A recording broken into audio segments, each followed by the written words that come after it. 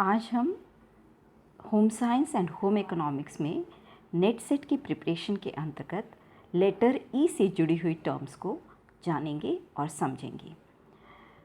पहली जो टर्म है वो है एलिमेंट्स ऑफ आर्ट। तो एलिमेंट्स ऑफ आर्ट हैं line, form, colour and texture. उसमें 3 और बाद में ऐड किए गए, वो हैं पैटर्न, लाइट एंड स्पेस। तो इस तरह से 7 एलिमेंट्स ऑफ आर्ट्स जो हैं वो बन गए। अगर हमें एलिमेंट्स ऑफ आर्ट जाने हैं हमने, तो उसके साथ में हमें प्रिंसिपल्स ऑफ आर्ट भी मालूम होने चाहिए। कई बार उस पर भी क्वेश्चन जो है वो पूछ लिया जाता है। वो हैं proportion, balance, emphasis, rhythm and repetition. अगर इसको याद रखना है तो PBERR याद रखिए। P से प्रोपोर्शन, B से बैलेंस, E से एम्फेसिस, R से रिपीटिशन एंड फिर से R है उससे रिदम। फिर नेक्स्ट टर्म है एलाइजा टेस्ट। एलाइजा टेस्ट जो है it is based on the ability of the antibodies to combine with the enzymes to form conjugates.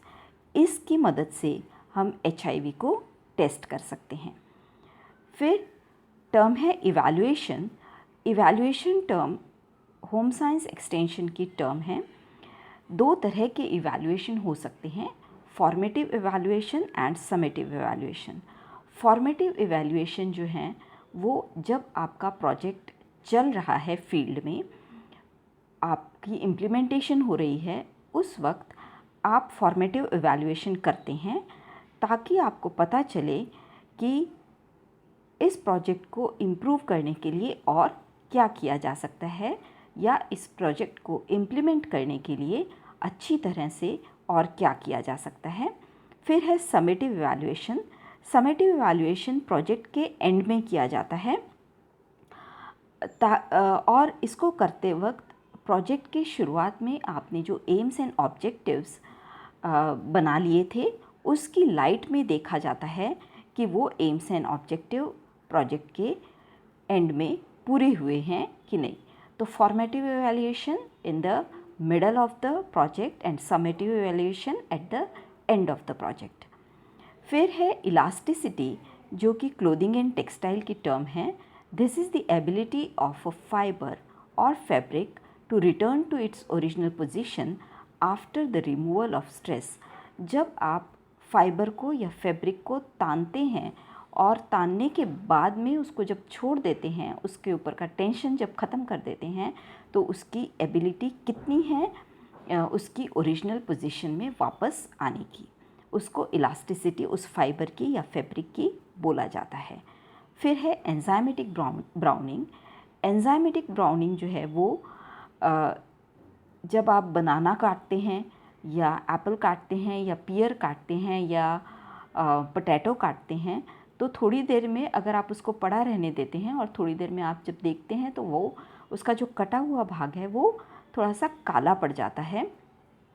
तो ये किस तरह से होता है, वो ख़राब नहीं होता है, लेकिन उसमें एंजाइमेटिक ब्राउनिंग टेक प्लेस करती है।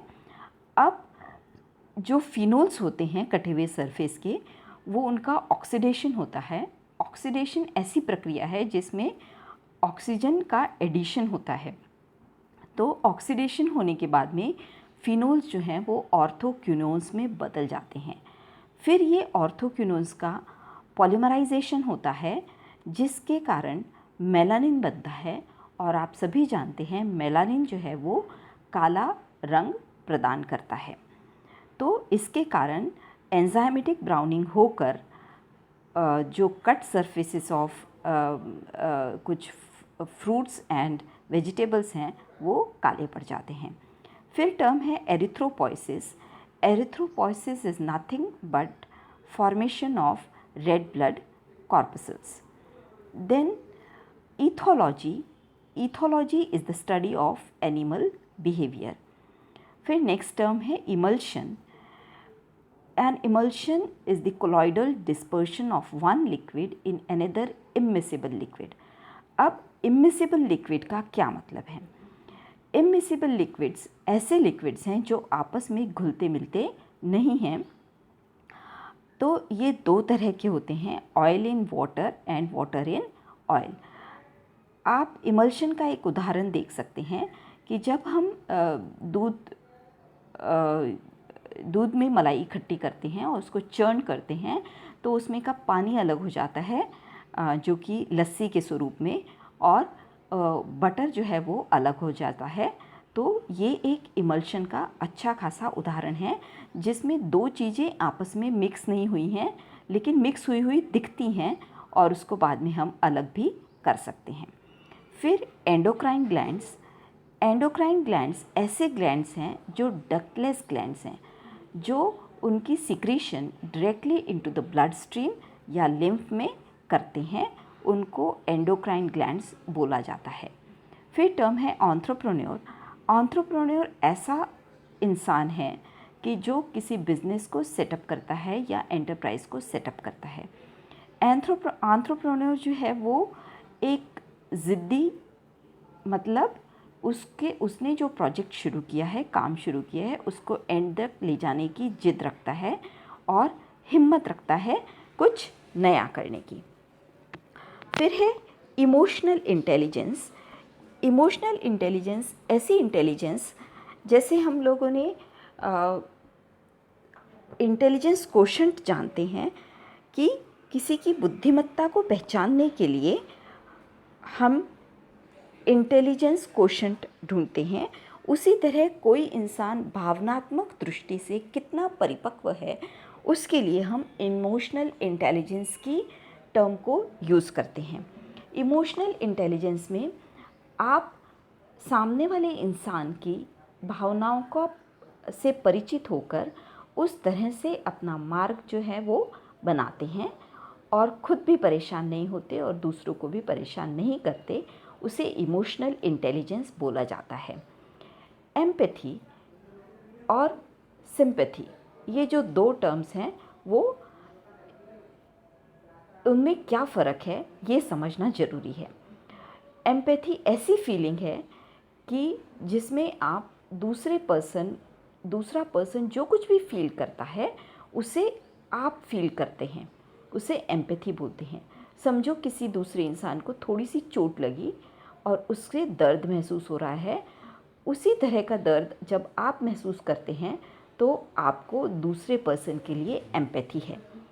उसके बाद में सिंपैथी। सिंपैथी एक ऐसी फीलिंग है कि जिसमें आप सामने वाले इंसान के लिए सॉरी फील करते हैं, उसे सिंपैथी बोलते हैं। तो ये फ़र्क है एम्पैथी और सिंपैथी में। नेक्स्ट टर्म है elongation. This is the amount of strength और extension that a fibre will accept. तो अगर आप इसको खींचते हैं फाइबर को तो वो कितनी दूरी तक खींचा जा सकता है, उसे इलॉन्गेशन बोलते हैं। और ब्रेकिंग इलॉन्गेशन ऐसा पॉइंट है जिसमें आपने स्ट्रेंथ अप्लाई किया और किस पॉइंट पर फाइबर जो है वो ब्रेक हो गया, उसको इलॉन्गेशन बोलते हैं। मतलब ये कि आप किस पॉइंट पर फाइबर को टूटता है वो चेक कर सकते हैं, मतलब कितनी मज़बूती उस फाइबर में है ये आप उसको चेक कर सकते हैं। So, thanks for watching the video and please like, share and subscribe.